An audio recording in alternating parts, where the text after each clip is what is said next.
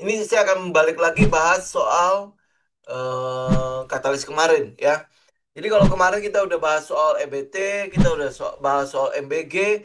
Nah, hari ini mungkin saya akan cuma menyinggung ini yang saya merahin ini ya. Hilirisasi proyek investasi 38 miliar. Ini dari mana? Beritanya kan banyak. Teman-teman mungkin bisa lihat nih. Ya, ini beritanya salah satunya adalah Presiden percepat proyek hilirisasi senilai 38 miliar. Ini kalau 38 miliar mungkin kalau dirupiahkan sekitar berapa ya? 200 sekian triliun ya. Jadi, mungkin 250 sampai 260 triliun kalau tidak salah. Teman-teman hitung deh. Jadi artinya itu ada dana yang cukup besar juga yang akan masuk. Ini bukan di biaya APBN ya. Ini kalau teman-teman lihat di sini, ini lebih ke arah proyek ya, proyek hilirisasi yang mungkin eh, akan menggunakan dananya Danantara dan mungkin untuk investasi dari asing ya. Nah, oh 600 ya? Oh 615 ya? Oh bukan 12-an ya? Oh, berarti saya salah hitung ya. Oke, jadi itu ada 615 triliun. Jadi artinya memang itu adalah dana yang cukup besar lah ya. Oke, makanya kita menjadi perhatiannya kita. Ya, 38 miliar. Jadi 38 miliar ini dari mana saja dari mana saja ini kita akan lihat mana mana slide saya tadi. Nah, dari mana saja ini gambar umumnya ya. Kurang lebih dia datang dari lintas sektor. Jadi itu banyak sektor yang akan terlibat di dalam 38 miliar itu. Jadi kalau di sini disebutkan 18 proyek prioritas. 18 proyek prioritas di mana di situ ada 8 yang minerba, berarti ada yang berhubungan dengan tambang, 8. Terus ada 3 yang berhubungan dengan pertanian, 3 lagi kelautan dan perikanan, 2 ketahanan energi dan transisi energi. Ya, jadi kalau teman-teman lihat, em, kita pecahin lagi ya, kita pecahin lagi menjadi seperti ini. Gak tahu kekecilan nggak ya? Tapi oke, tapi teman-teman bisa lihat ya. Dari Minerba sendiri ada 8 proyek. Ya, proyek pertama itu adalah smelter aluminium, yaitu berhubungan dengan bauksit. Saya nggak tahu apakah ini juga dimasukkan dengan proyek-proyek smelter aluminium yang memang sudah berjalan, di mana kan ada satu yang di Q4 itu akan sudah beroperasi ya. Nah, itu apakah termasuk di dalamnya? Jadi kalau termasuk di dalamnya, berarti ya teman-teman tinggal siap-siap aja lah ya. Itu kan yang satu itu memang sudah di area kita buy ya. Nah, kemudian habis itu ada DME, batu bara. Jadi kalau ini yang berhubungan dengan batu bara, ini pasti nggak jauh-jauh dari gasifikasi. Ya, ini kalau teman-teman lihat batu bara, mungkin dia akan berhubungan erat dengan yang namanya PTBA. Aspal buton ya, magna sulfat, kemudian stainless steel ini berhubungan dengan nikel, kemudian ada copper rod, wire and tube. Ini turunan dari katodanya tembaga, jadi ini mungkin ya, ada hubungannya di Freeport kalau nggak di sama mineral ya. Besi dan baja, chemical untuk grade aluminium. Berarti ini masih berhubungan dengan bauksit. Saya mungkin kalau dilihat dari ini yang di Minerba, karena ada 2 itu berhubungan dengan bauksit ya, berdua berhubungan dengan bauksit itu ya mungkin itu bisa menjadi salah satu yang menjadi perhatian teman-teman karena kita nggak mungkin bisa beli semua semua emiten kan. Jadi ya tinggal kita fokuskan aja. Jadi karena di sini itu kelihatannya bauxitnya itu agak dominan, jadi ya udah kita lihat ya di daerah situ. Jadi artinya ada lah, ada dari pemerintah itu ada inilah, ada atensi di 2026 ke daerah sekitar bauksit ya. Ini kalau kita lihat loh ya dari proyek Minerba yang masuk. Kemudian dari pertanian, di pertanian ada 3 proyek ya, ada di pala, ada di sawit, ada di kelapa. Ya, yang mungkin akan jadi perhatiannya kita karena kalau pala itu saya udah cari ya, saya udah cari, saya tidak menemukan emitennya, jadi udah forget it aja. Kalau sawit itu kan banyak sekali. Ya, sawit banyak sekali. Em, kita masih punya beberapa yang teman-teman juga masih bisa perhatikan untuk emiten sawitnya. Kemudian di sini mau dijadikan oleo food. Ya, oleo food. Jadi ini berarti ada ini ya peningkatan ya. Kalau kemarin kita juga sempat dapat katalis mengenai apa itu namanya yang sawit yang setelah diolah itu kan masih ada sisa tuh. Itu namanya apa ya? Ya, nah itu akan dijadikan bahan bakar untuk pembangkit listrik itu udah cukup lama ya. Nah, ini ada peningkatan lagi yang mau dijadikan makanan.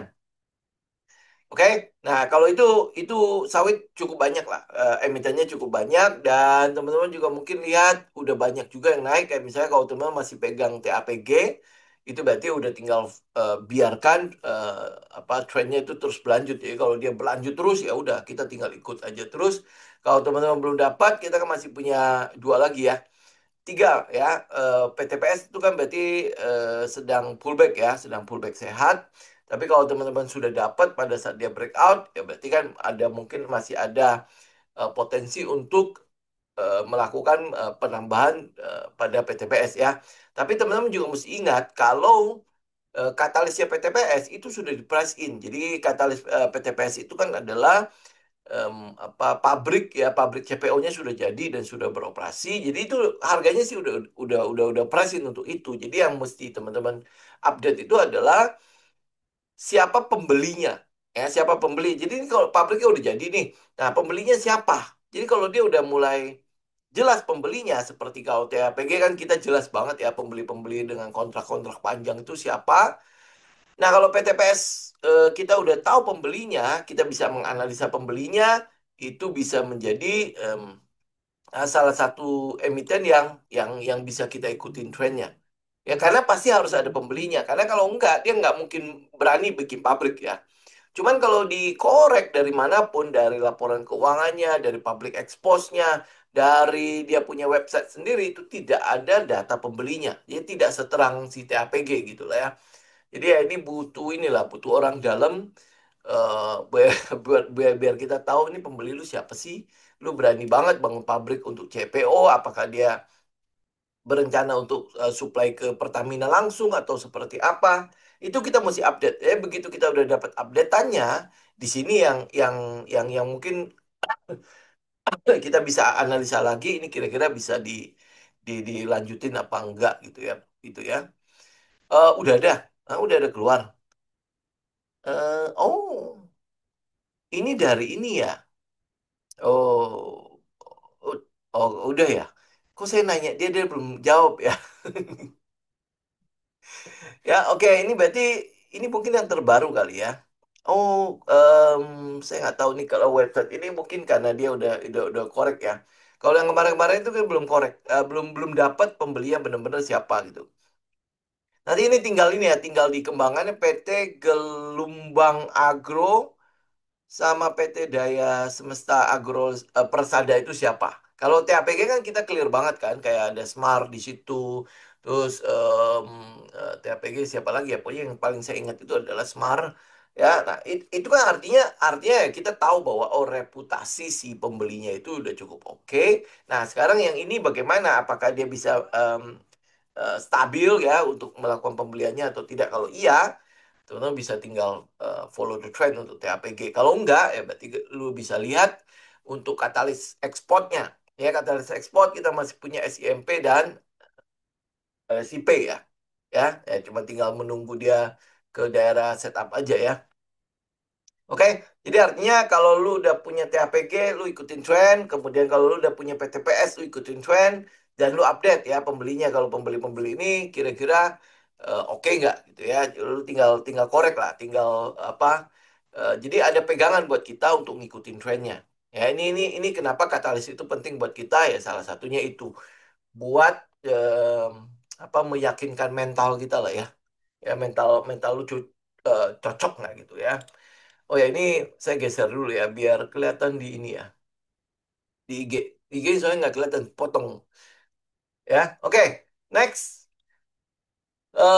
Nah gitu ya. Masih nggak kelihatan juga. Oke, sebentar geser lagi sedikit. Oke, nah nextnya kita lihat ya adalah dari kelapa. Kelapa. Kelapa ini ya kita lihat dulu ya. Ini ada beberapa berita tentang kelapa. Salah satunya misalnya ini. Ya, ini yang berbicara mengenai kelapa. Cina bikin proyek hilirisasi kelapa. Ini daerah Sulawesi. Ya. Nah, kalau ini perusahaannya mana? Ini perusahaannya agak-agak ini ya, agak tidak disebutkan sebenarnya, tidak disebutkan. Tetapi kalau misalnya kita lihat, kalau kemarin kita mencoba untuk mencari, salah satu perusahaan paling besar di Cina yang mungkin ya, mungkin terlibat di dalam proyek hilirisasi ini, karena ini sekitar 1,6 triliun, jadi cukup gede. Jadi ini harusnya dananya cukup besar. Eh, dia tidak menyebutkan siapa di situ, tapi ini sejalan dengan apa yang sudah disampaikan oleh Presiden Prabowo kalau kelapa itu mau dihilirisasikan.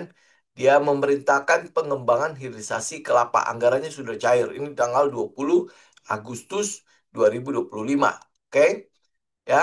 Nah, kemudian habis itu dikonfirmasi lagi oleh Menteri Pertanian, katanya ada sekitar 2.600 triliun dari hilirisasi. Jadi kalau dilihat dari cuman kelapa doang, kita punya sekitar 1, 1 M sampai 1,2 M itu kelapa doang. Ya, jadi artinya kalau dirupiahkan itu mungkin sekitar 1 triliun lebih ya. Benar nggak? Ya, 1 M kita kan 16 ribu ya. Dan 16 ribu berarti kan sekitar 16 triliun ya. Nah, kalau ini jadi 2.600 triliun. Jadi artinya kelapa yang tadinya itu dijual dengan angka 1.500 ya, 1.000 ya. Eh, ya kalau lu kadang-kadang dapat ini ya, dapat ekspor apa importir yang agak-agak bodoh gitu ya, bisa bisa jual agak mahal. Tapi ya sekarang udah pasti kayaknya rata di daerah antara 1.000 ya, sekian lah gitu. Nah, dengan adanya proyek hilirisasi ini, maka kelapa itu bisa dijadikan kosmetik, VCO, ya kan, minyak, kopra dan lain sebagainya.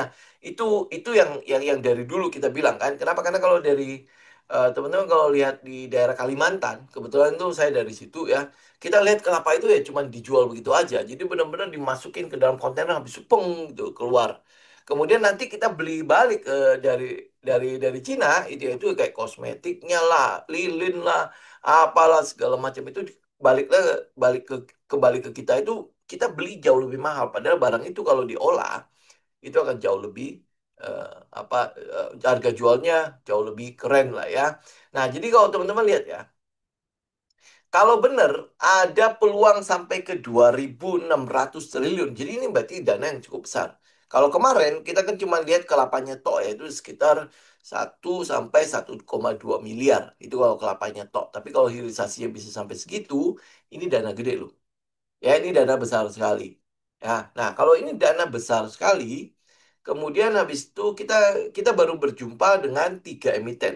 Ya, 3 emiten. Satu emiten itu baru menyatakan mau masuk ke kelapa. Baru mau masuk ke kelapa. Jadi itu adalah salah satunya adalah TAPG. Dan itu belum ya. Jadi artinya dia baru mau ya baru berpikir untuk mengusahakan atau membuat sebuah usaha baru yang di kelapa ya. Kalau sekarang kan pemasukannya udah pasti dari kelapa sawit akan jauh lebih besar.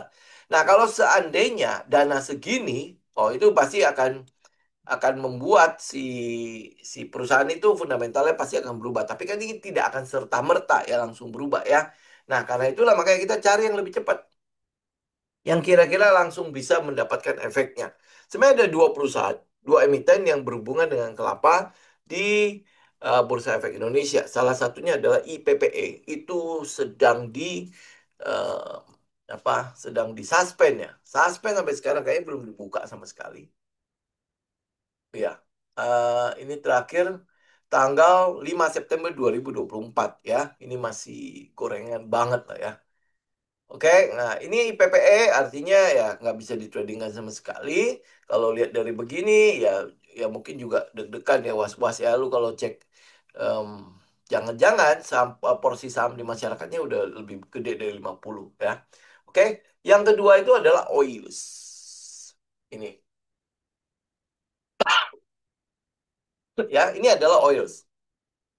Ini adalah kelapa.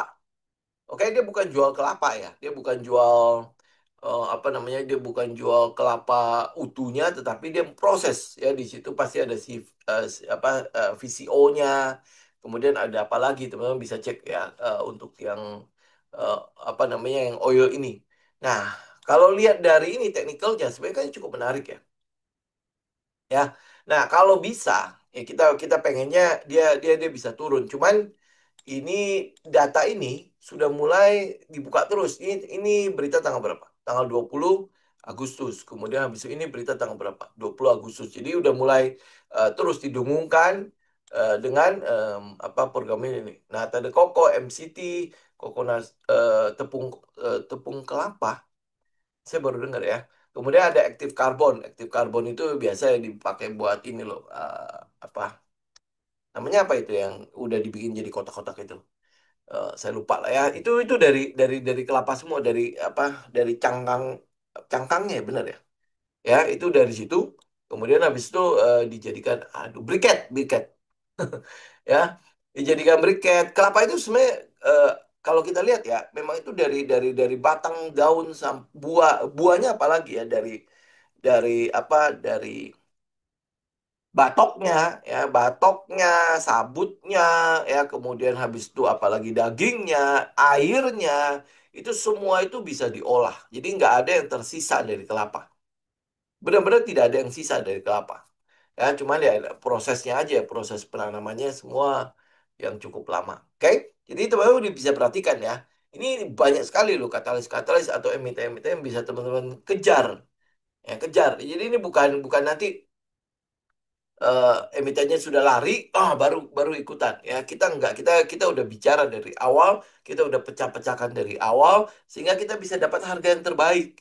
Ya itu gunanya katalis.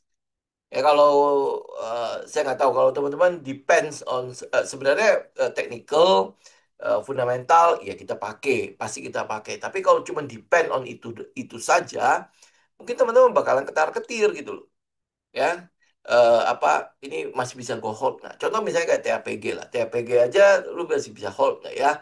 Apa yang mau go hold nih setelah itu? Karena dia harus harus kita harus mencari sesuatu yang bisa diprice oleh market kan. Ya pasar atau likuiditas atau smart money itu ngelihat apa ke depannya. Kalau dia masih ngelihat ada sesuatu yang masih masih jauh lebih besar, ya berarti kan kita hold udah pasti kita bisa ikutin trennya kan. Ya, tetapi kalau lu nggak research, ya lu mengandalkan technical, pasti begitu dia turun, aduh gua keluar apa enggak kan lu udah pasti punya sebuah kekhawatiran dari situ kan. Ya. Nah, seperti yang saya bilang, kalau lu udah punya, dapat sebuah emiten yang sudah trennya itu sudah mantap, pergerakan harganya sudah mantap segala macam ya semua yang harus lu lakukan adalah lu ikut trennya itu sampai benar-benar patah. Gitu kan. Karena itulah makanya teman-teman lihat ya.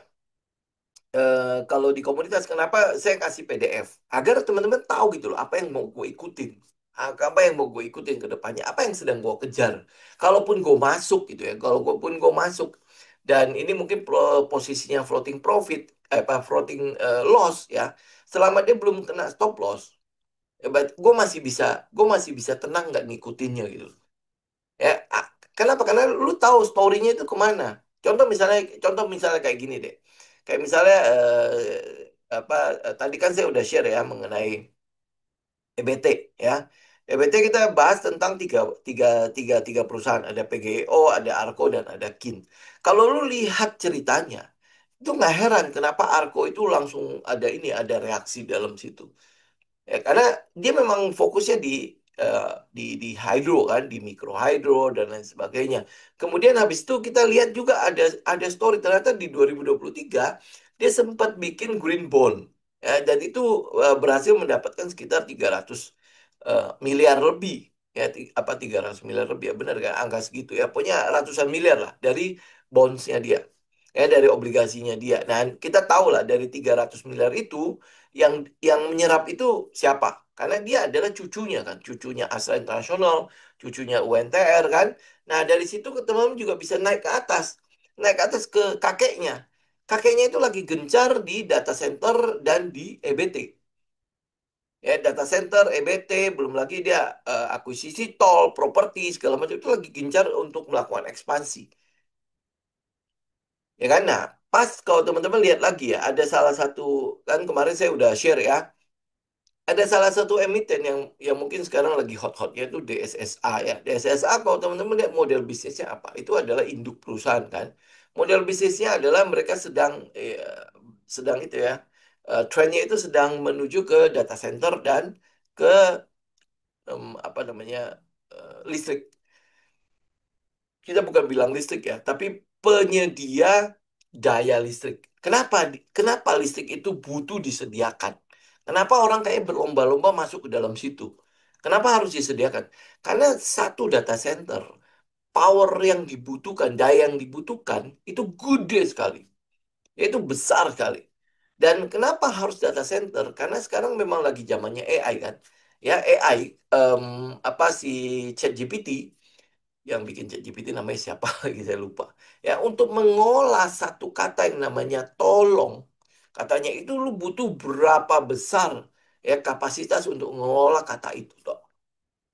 Nah, jadi bisa bayangkan ya, kalau lu em, minta dia melakukan research tentang sebuah emiten, ya, anggaplah misalnya emiten kelapa misalnya, itu dia butuh berapa besar gitu ya daya, kapasitas segala macam untuk mengolah itu, kemudian habis itu bisa menampilkan jawaban buat teman-teman. Nah, itu makanya kenapa banyak sekali ya induk-induk itu mulai ke situ.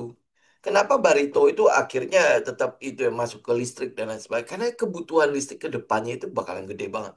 Nah, besarnya itu karena ini. Ya, kalau kemarin-kemarin besarnya karena apa? Karena banyak sekali penambang-penambang kripto. Nah, yang mereka butuh juga listrik yang sangat-sangat besar. Nah, kalau data center itu mungkin berbeda. Data center itu kan dipakai sesuatu yang jelas ya. Em, apa kebutuhan listriknya itu besar sekali. Nah, di sini makanya kenapa mereka berlomba-lomba. Bagaimana caranya agar gue bisa nutupin penggunaan listriknya, jadi nggak apa ya namanya nggak depend benar-benar on PLN gitu. Nah, karena itulah makanya EBT itu cukup ini, cukup digemari ya, atau menjadi sebuah tren di Indonesia. Kita bisa soalnya negara kita itu negara dua musim tok kan. Kemudian di Katulistiwa panas-panas banyak, angin-angin banyak. Kemudian habis itu kalau lu lihat air hidro juga banyak di mana-mana itu banyak. Kenapa masih banyak air? Karena kita masih banyak hijaunya. Ya kalau ijo-ijonya sudah mulai habis, air itu bisa habis. Ya, jadi karena itulah makanya dibilang itu green energy kan. Nah, kalau itu apa itu bisa dikuasai, ya artinya supply untuk data center segala macam ya mereka bisa bisa handle gitu. Karena penggunaan listrik daya listriknya itu gede banget. Nah, kita melihat trennya itu pada mengarah ke situ. Ya termasuk Astra International. Astra International berarti EBT-nya itu adalah Arco. Jadi teman-teman bisa lihat si Arco ini dia punya support dana yang lumayan besar, ya support dana yang lumayan besar dari ya si Astra sama si UNTR, ya support dana. Jadi kalau artinya kalau dia bikin bond segala macam, ya lu udah tau lah pasti sudah ada standby bayarnya. Kalau yang lain nggak nyerap ya udah dia nyerap sendiri gitu kan. Itu yang kita lihat satu di Arco. Kemudian kalau PGEO ya itu karena itu adalah BUMN kan. Jadi semua proyek-proyek pemerintah pasti prioritasnya ke situ, terutama di bagian geotermal. Ya ini yang kita lihat ya. Walaupun mungkin kalau lihat dari kapasitas PGEO itu mungkin di bawahnya si Brand. Ya, tetapi yang kita mungkin lebih lebih melihatnya itu adalah proyek-proyek yang mungkin akan masuk ke dalam PGEO dibandingkan dengan brand. Dari ini ya lah, dari 37,5 triliun itu ya, dia mungkin masuk ke PGEO mungkin akan lebih besar. Ya, kemudian yang kedua adalah di Arco. Nah, jadi kalau teman-teman mau lihat pergerakan-pergerakan yang momentum, ya pasti kita pilih Arco. Kalau lu mau lihat yang long term investment ya, yang nggak mau terlalu banyak gejolak dan lain sebagainya, pasti teman-teman ambil PGEO. Secara likuiditas juga PGEO bisa apa masih mencukupi untuk itu. Kemudian habis itu PGEO juga masih dipegang oleh Vanguard, masih dipegang oleh BlackRock kan. Jadi ada institusi-institusi yang sudah jelas di dalamnya. Sedangkan si Arco kan nggak mungkin BlackRock masuk situ. Karena secara likuiditas kecil kali ya. Maksudnya untuk ukurannya si BlackRock nggak cocok lah gitu ya. Tetapi buat kita, kalau lu mau trading momentum, Arco itu udah cukup. Ya Arco. Nah terakhir kalau nggak dapet itu dua, mau nggak mau lu ke Kin. Ya kalau Kin secara teknikal dia cocok masih ada di daerah yang mungkin mungkin bisa masuk ke daerah golden zones-nya kita. Ya kalau Arco itu ya mau nggak mau kita harus tunggu dia swing high dulu baru kita bisa tentukan kira-kira pullback-nya kemana. Kalau PGO juga sama ya, dia juga di daerah sedang pullback yang sehat di daerah situ. Ini yang kita lihat ya untuk proyek EBT. Ya, ini otomatis ya berarti yang mempengaruhi mana tadi proyek EBT-nya. Ini itu transisi energi. Jadi model surya terintegrasi bahan bakunya bauksit sama silika. Ya, nah ini yang model surya ini sebenarnya kalau untuk yang PLTS, Sikin itu mungkin lebih banyak.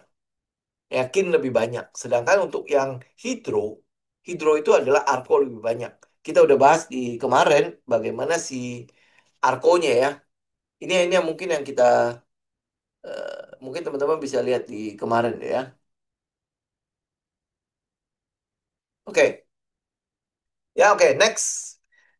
Next adalah proyek di kelautan dan perikanan. Kalau ini nggak banyak, kalau nggak banyak makanya kita lewatin saja. Udah ketahanan energi ini yang mungkin butuh teman-teman perhatikan juga. Ketahanan energi ini dalam arti ada kilang minyak, kilang-kilangan sudah mulai dibangun ya. Kemudian habis itu oil storage tanks. Ya, kilang minyak itu mungkin yang terakhir yang dibangun itu adalah yang di daerah Kalimantan ya. Atau daerah Kalimantan atau daerah Jawa tuh. Ya, yang kilang itu. Nah, ada satu kilang yang mungkin sedang dipersiapkan untuk mengolah minyak-minyak dari Amerika. Ya, nah itu teman-teman udah tahu lah ya. Kira-kira siapa yang mungkin akan terlibat di situ. Kalau bicara mengenai kilang pemerintah, maka ya berarti kita lihat dulu BUMN yang kontraktor BUMN yang punya pemerintah. Salah satunya pasti Elsa. Kemudian habis itu ya tinggal kita lihat lagi yang lain ya, ada kontraktor-kontraktor lain yang berhubungan dengan minyak ini akan dilibatkan atau tidak. Ya, terus tapi yang pasti mungkin akan dapat itu adalah si Elsa. Ya, nah tinggal teman-teman itu ya, tinggal teman-teman korek lagi lebih jauh karena ini kan butuh lelang kan, ya lelang dan lain sebagainya. Semua ini pasti butuh lelang. Dan lelang itu kebetulan untuk saat ini itu terbuka. Jadi otomatis kita kita kita bisa lihat tuh kayak contoh misalnya kayak proyek-proyek mikro hidro yang punya ini ya yang listrik desa itu yang 5 triliun itu juga bisa kita cek kira-kira nanti yang menang lelang itu siapa.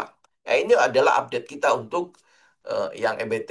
Sedangkan untuk yang kelapa segala macam em, mungkin oil tidak masuk ke proyek itu. Oil mungkin tidak masuk karena sudah kita cek semua tidak ada di daerah situ. Jadi yang bisa kita kita lihat itu adalah katalis ini itu harusnya bisa berdampak pada si oil. Dengan adanya peningkatan ini mungkin apa proyek-proyek hilirisasi dan lain sebagainya.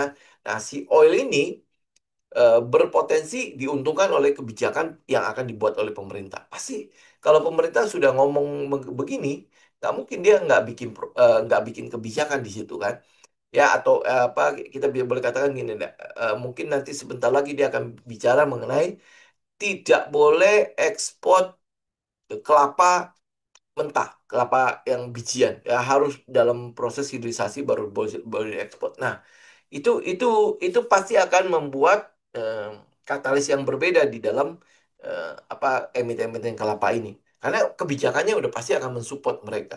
Mungkin di dalam situ mungkin ada pengurangan pajak lah dan lain sebagainya seperti yang hilirisasi yang terjadi kayak nikel lah dan lain sebagainya itu itu sangat mungkin terjadi. Apalagi kalau di sini disebutkan anggarannya sudah cair. Anggarannya berapa ya? Kita lihat dulu sebentar. Anggarannya berapa disebutnya? Oh nggak ada. Tidak dirinci ya anggarannya ya.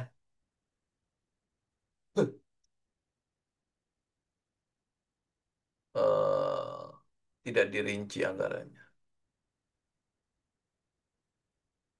Ya, ya dia nggak rinci anggarannya berapa. Tapi yang pasti harusnya gede.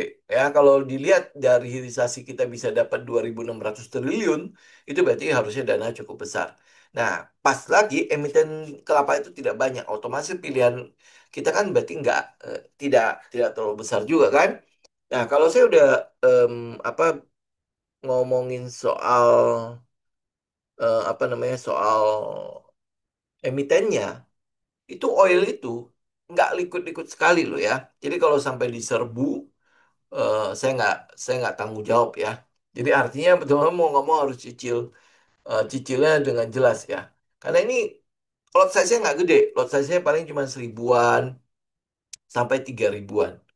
Ya, jadi ini bukan untuk semua orang lah ya. Saya nggak tahu nanti apakah habis ini terus habis itu Senin pada ngeliatin oil atau enggak ya. Tapi saya nggak tahu ya. Artinya saya nggak bertanggung jawab di situ. Ya, saya nggak tahu teman-teman yang di komunitas sudah mulai cicil belum. Tadi pagi kan saya udah bilang cicil ya. Karena saya mau ngomong hari ini. Cuman ya saya sih tidak berharap apa omongan saya ini akhirnya mau diburu orang oil. Karena oil itu likuiditasnya nggak gede. Makanya kalau nggak gede, lu lihat ya, shadow-nya gede-gede panjang-panjang begitu kan. Kalau lihat dari volumenya, nih, teman bisa lihat ya, volumenya itu udah udah udah naik tinggi ya sejak kapan? Sejak Juli. Ya, sejak Juli ini mulai naik kan dari tanggal 2 Juli tuh. Ya harusnya sebentar ya, proyek hilirisasi yang ini saja tanggal berapa? Tanggal 30 Juli. Ya benarnya 31 Juli itu sudah ada berita tentang hilirisasi ini. Ini tanggal berapa? Tanggal 2 Juli. Ya, dia malah sudah pada mulai itu ya, sudah ada volume yang lumayan tinggi di situ. Kemudian volume yang benar-benar naik itu ya dari periode akhir ya, akhir Juli. Berarti kan setelah berita itu muncul tuh, ya itu mulai nongol banyak tuh, ya banyak volume daerah situ. Ya jadi akhirnya makanya shadow-nya lumayan panjang. Jadi ada yang sebagian yang taking profit, ada sebagian juga yang masih membeli gitu. Ya makanya dia bertahan dari situ gitu. Ya jadi tinggal teman perhatikan ini bukan anjuran untuk lakukan pembelian karena katalisnya itu toh masih panjang, belum ada apa namanya update data-data yang cukup jelas untuk hal ini. Ya jadi ya otomatis ya teman mau nggak mau harus berhati-hati lah melakukan cicilan di situ. Ya. Oke, oke. Hari ini mungkin saya akan bahas ini saja. Jadi ini harusnya dari 18 proyek ini kita sebenarnya udah dapat beberapa ini ya katalis untuk emiten yang bisa teman sudah mulai bisa perhatikan lah di daerah sini. Ya terutama kalau dari mineral, saya mungkin akan lebih fokus pada bauxit dibandingkan dengan yang lain ya. Ini kalau misalnya teman-teman lihat lagi ya, ini model surya terintegrasi aja ada bahan bakunya bauksit. Ini mungkin untuk aluminium itu frame-framenya kali ya. Karena kan kalau lihat panel surya kan pinggir-pinggirannya itu ada aluminium ya kan. Itu mungkin itu. Jadi berarti kalau lihat dari 18 proyek ini, berarti aluminium itu sudah disebut 3 kali ya dari proyek smelternya, dari proyek chemical grade aluminanya, kemudian habis itu dari modul modul surya terintegrasinya itu ada bahan baku bauksit ya dan silika. Silika itu adalah pasirnya ya pasirnya. Kalau kemarin itu saya bahas tentang eh, poli polisilika ya polisilika itu salah satu bahan untuk bikin eh, modulnya panel surya. Ya, dan kita kita punya banyak, cuman tidak ada pabrik yang di sini. Hebatnya. Ya. Jadi itu benar-benar pasir ini cuman benar-benar digali kemudian diekspor. Ya, kemudian habis itu kita import lagi yang udah jadi. Nah, pabrik satu-satunya untuk yang ini modul modul surya itu ada di Batam. Batam itu kan kita anggap di luar kan. Karena itu kawasan ekonomi khusus kan. Lu kalau misalnya beli dari Batam keluar itu kan dianggap sebagai kita import ya. Ya benar ya, karena nggak ada pajak kan daerah situ kan, gitu. Ya, oke, teman-teman sampai sini ada pertanyaan nggak?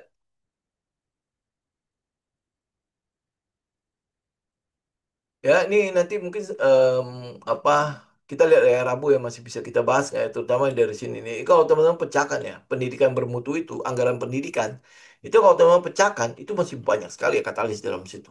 Termasuk dengan saham-saham yang mungkin apa kita kita mungkin lihatnya itu adalah cuma pendidikan doang ya. Ya tahu kalau teman pecahkan di situ pasti ada masalah dengan internet, masalah dengan apa teknologi, ya di mana mungkin kalau dulu kan pakai papan tulis, sekarang kan udah pakai proyektor ya, kemudian kita udah mungkin udah pakai apa screen ya. Nah, itu pasti ada emiten-emiten yang dapat dapat proyek dari situ. Ya ini tiba-tiba tinggal dipecahkan. Nah kalau kesehatan itu mungkin saya tidak pecahkan lagi. Artinya ya, ini lebih banyak digunakan untuk asuransi dibandingkan dengan apa dengan proyek ya.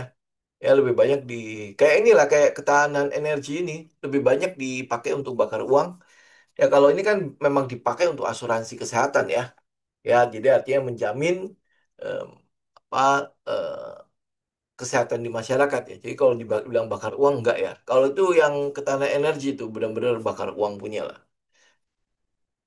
Kan dipakai menguap kan. Habis itu nggak ngapa-ngapain lagi gitu.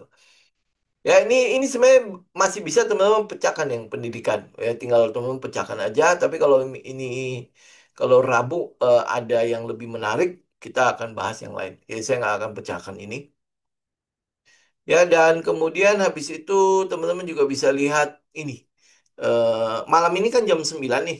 Jam 9 itu adalah tank penentuan untuk em, kira-kira nanti ke depannya The Fed seperti apa.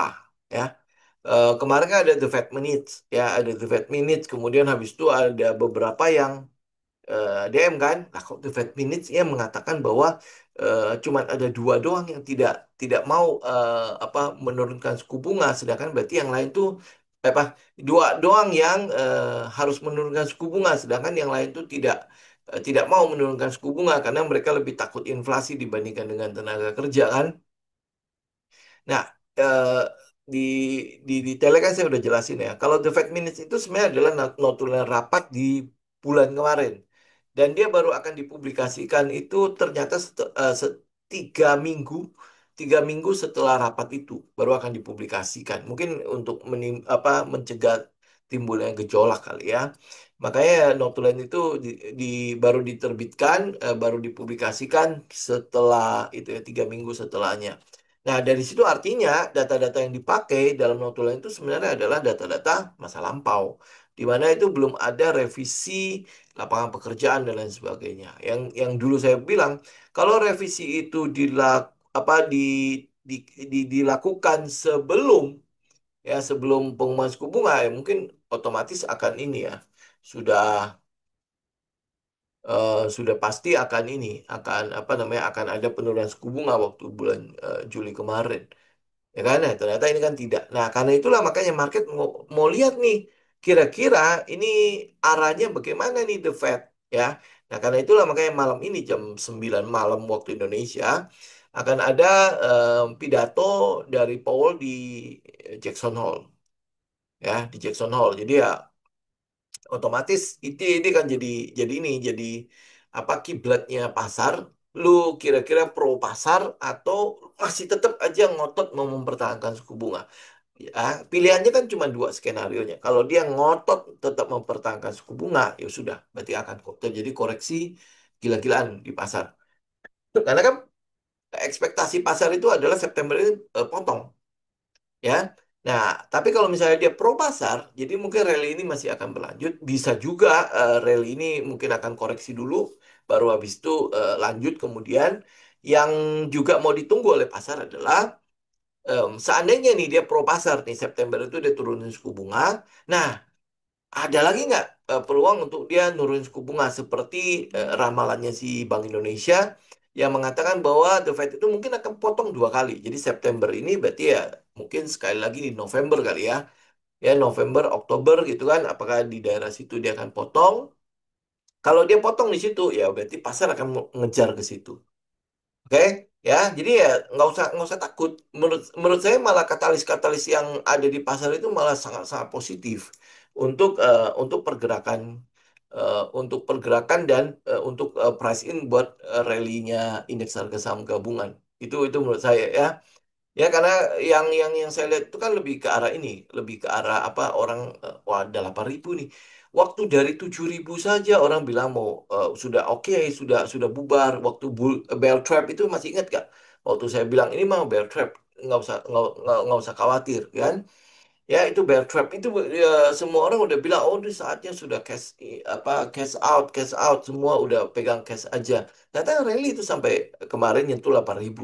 Nah pas dia rally saja kan narasi di pasar itu kan mengatakan bahwa oh, rally ini palsu semu, cuman karena digerakkan oleh DSSA, digerakkan oleh apa sahamnya PP, digerakkan oleh apa ya sejumlah saham itu ternyata sebuah kewajaran yang ada di dalam bursa efek dimanapun di seluruh dunia.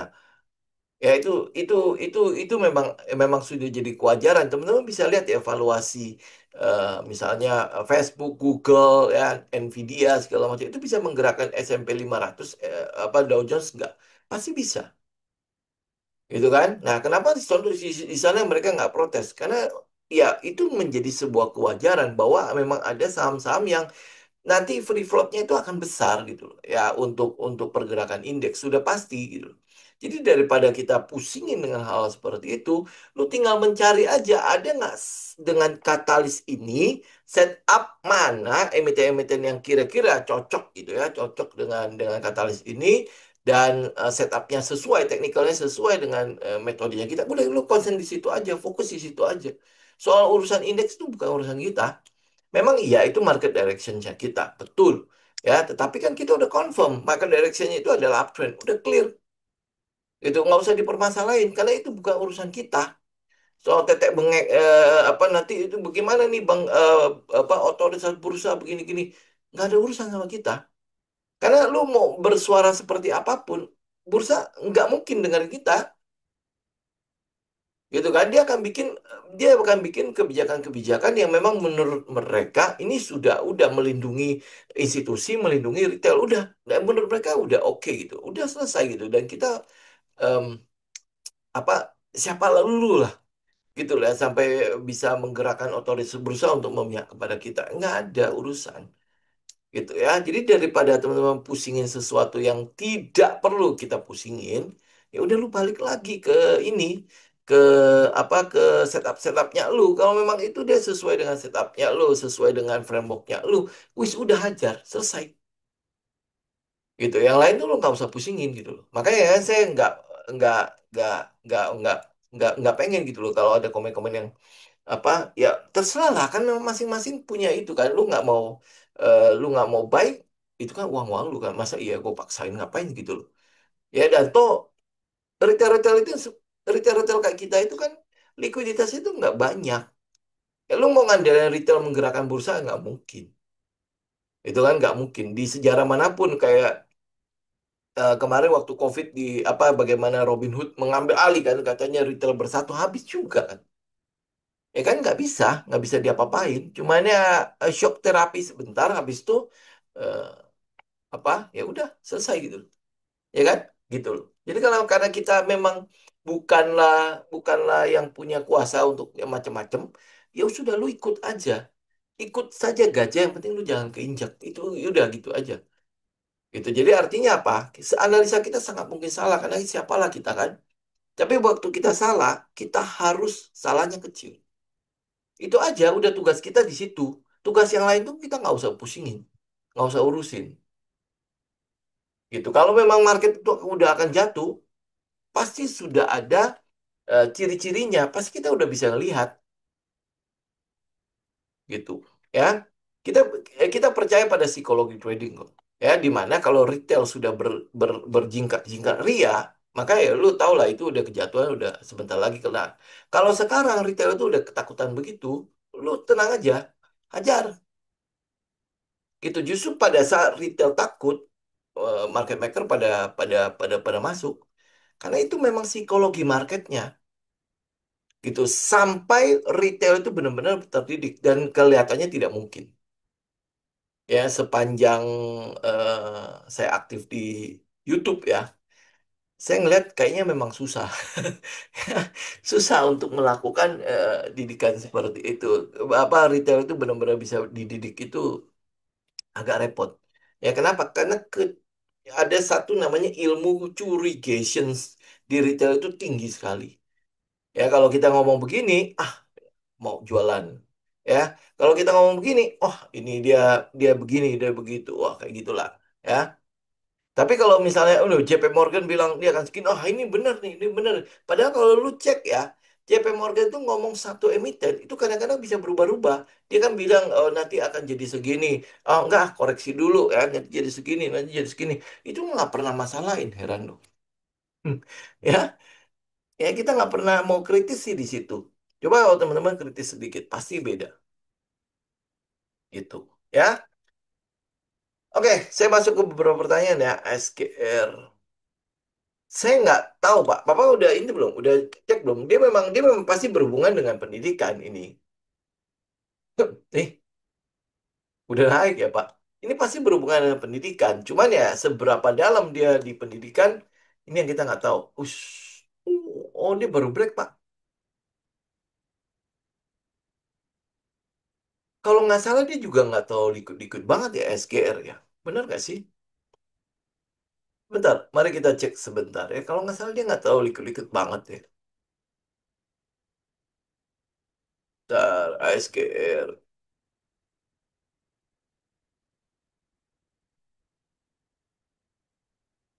Benar nggak? Benar nggak? Benar nggak?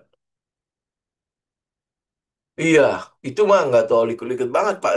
Apa? Cuman dapat beberapa puluh biji, beberapa puluh lot doang. Saya belum itu ya. Nih, ya cuma dapat beberapa lot doang nih. Coba 38.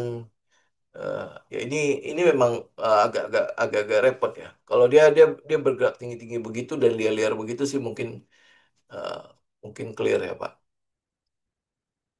Ya, ini belum kelihatan ya. Udah kan? Ya, ini ya kalau secara teknikal sih oke. Ya, teknikal oke. Ya, tetapi ya apa likuiditasnya yang tidak oke. Ya, kalau misalnya cocok untuk masuk ya tinggal tunggu dia pullback aja gitu. Cuman ya kalau likuiditas segitu ya nggak mungkin kita bisa bisa bisa belinya bareng-bareng lah. Oke, kemudian spill 2 3 saham aja yang bisa di hold 5 tahun. Nggak ada, Pak. Kita nggak bakalan tahu bisa di hold 5 tahun dan lain sebagainya. Kalau misalnya ngomong begitu, kayak PGO harusnya bisa ya, sampai 5 tahun ya. Artinya apa? Kebijakan dari Presiden Prabowo kan untuk menargetin EBT sampai ke ini kan. Sampai ke 2035 itu 100%. Artinya sepanjang pemerintahannya dia harusnya dia memang fokus di EBT. Jadi PGO mungkin saja lu bisa hold sampai di atas 5 tahun ya. Ya, tetapi ini kan tidak menjadi sebuah kepastian. Jadi karena itulah apa yang kita lakukan. Ya, kita update katalisnya. Yang kita lakukan adalah kita trailing stop. Itu aja, Pak. Ya, soal nanti dia bisa tahan berapa lama ya udah kita tinggal ikutin aja. Karena kita trader, Pak, bukan investor. Itu. Jadi kalau tahan sampai ke situ agak susah lah.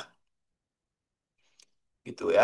Karena kita trader, Pak. Kalau lu investor ya mungkin bicara akan menjadi berbeda ya. Tapi kalau misalnya lihat dari katalis yang ada, ya lu pasti akan berhubungan dengan kebijakan-kebijakan pemerintah pasti akan lebih ini, lebih bisa lu tahan dibandingkan dengan yang agak jauh dari pemerintahan. Ya kayak misalnya kayak PGO lah.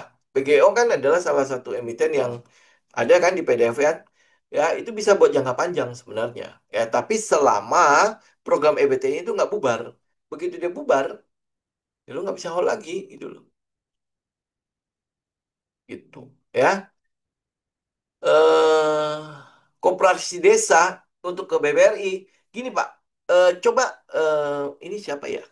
Cuman tulisannya Zoom doang. Kalau untuk koperasi desa ya, untuk saat ini saya agak-agak ini. Teman pernah dengar nggak? Katanya dana untuk koperasi desa nggak perlu dibalikin.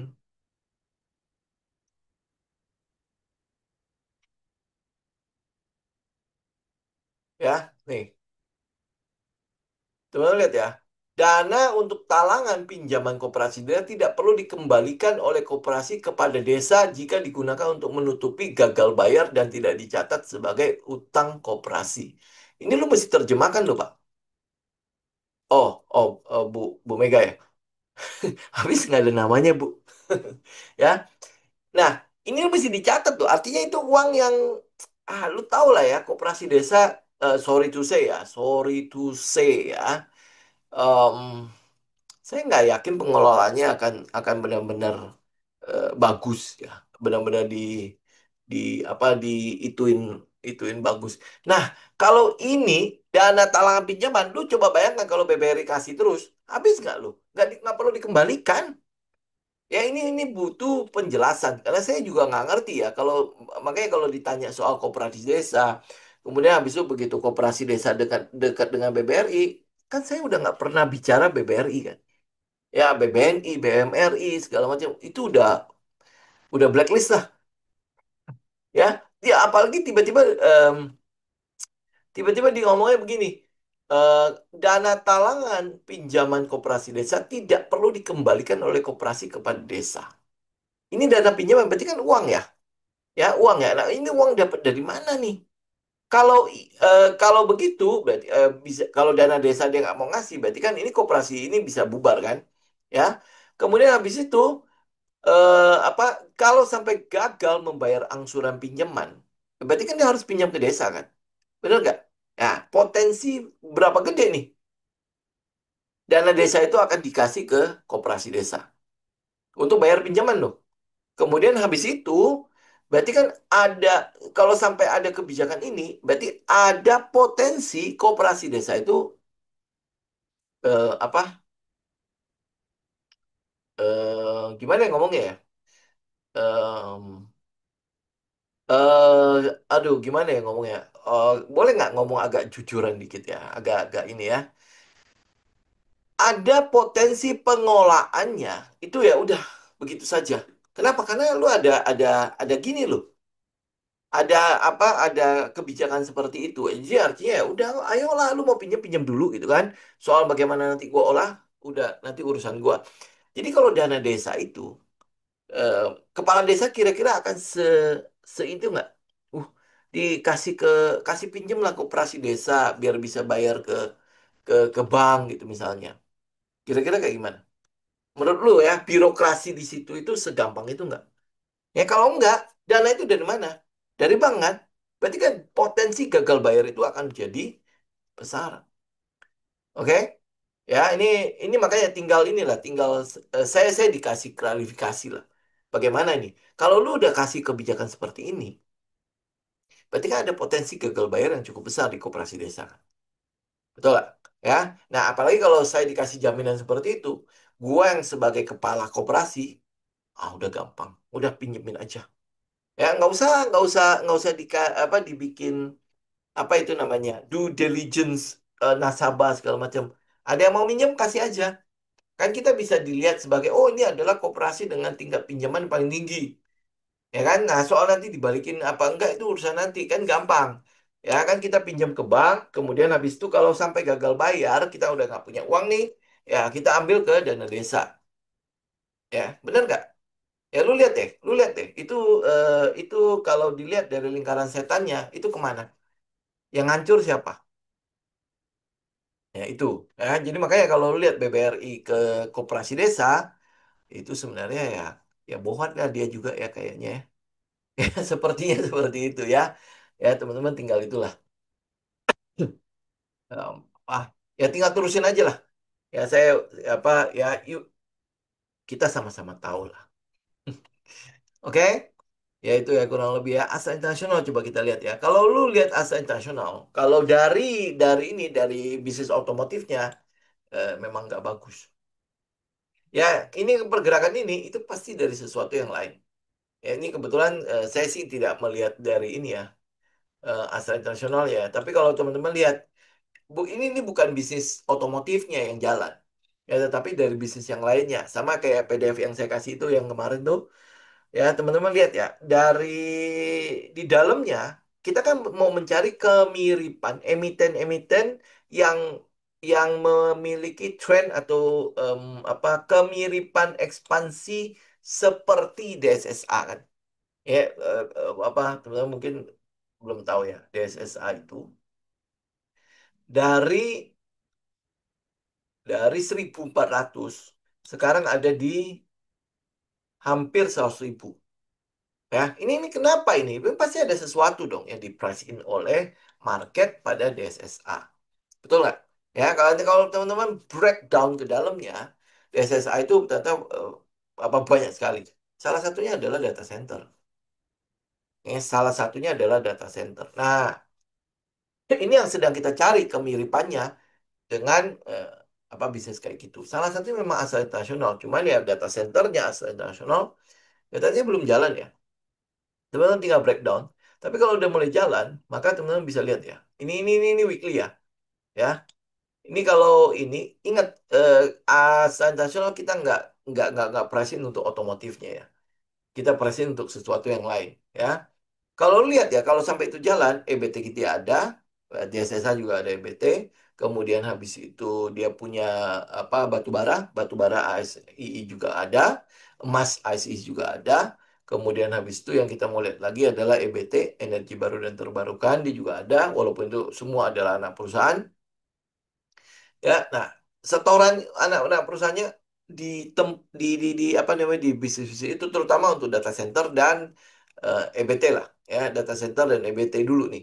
Kalau itu gede, maka ini bisa mempengaruhi pergerakannya si ASI. Ini yang mungkin teman-teman lihat kalau dari ASI untuk saat ini. Kalau lihat otomotif nggak bakalan kena. Katalis otomotifnya nggak ada di ASI, ya, oke? Nah, kalau lihat dari weekly-nya, ini volumenya aja yang tidak bisa kita analisa ya. Tapi kalau lihat dari weekly-nya, sebenarnya dia udah dalam keadaan sideways.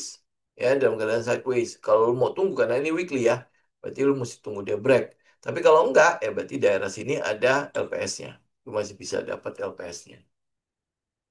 Ya, Astra International, betul memang iya. Tetapi tetapi untuk saat ini, kita nggak bisa price in untuk otomotifnya. Karena otomotif jelas turun banget kan. Ya, oke, ya kita tinggal lihat lah kalau perekonomian tambah bagus, ya berarti kan ada peluang dia bangkit. Tapi kalau misalnya perekonomian tidak kunjung bagus, ya untuk otomatis mungkin itulah. Kemudian habis itu Astra itu ya pasti harusnya terpukul ya. Pendapatannya harusnya terpukul oleh mobil-mobil Cina itu. Ya harusnya. Ya karena hampir boleh bilang semuanya lah ya. Di Imas juga pasti terpukul, apalagi Imas kan. Astra juga pasti terpukul. Walaupun Toyota Innova kemarin jadi ini ya, eh, apa mobil yang paling banyak dibeli di Gias kan.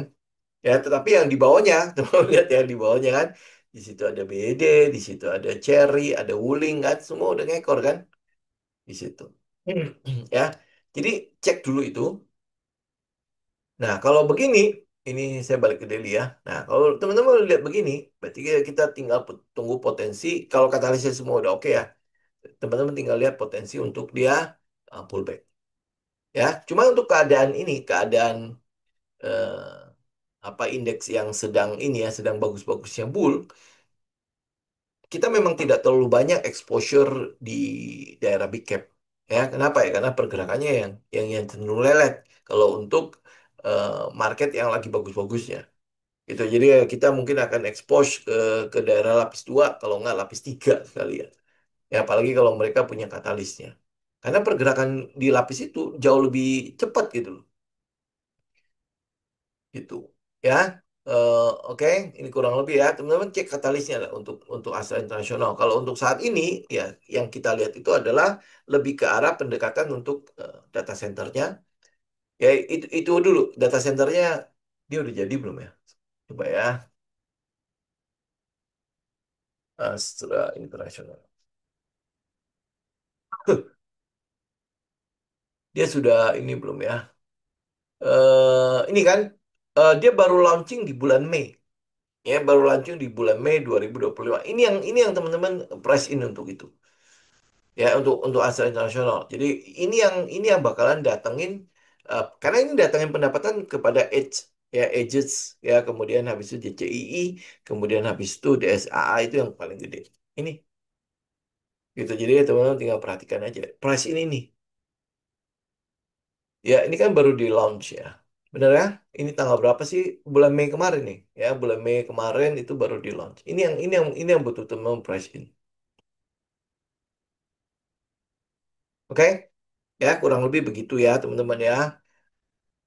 Untuk hari ini saya pikir cukup dulu ya. Besok pagi, jangan lupa ya, besok pagi itu jam 9. Ya, ya besok pagi itu jam 9 pagi kita akan bicara mengenai setup ya. Jadi jangan telat ya. Dan buat alumni kalau bisa usahakan hadir karena saya akan ini kita akan bahas lebih lebih dalam lagi mengenai pullback ke golden zones-nya itu kira-kira apa yang mau kita lihat. Ini saya akan update di situ ya. Oke, sampai ketemu besok ya teman-teman ya. Oke, saya izin pamit dulu. Thank you semua sudah bergabung. Kita ketemu lagi minggu depan ya. Happy weekend semua. Saya izin pamit. God bless.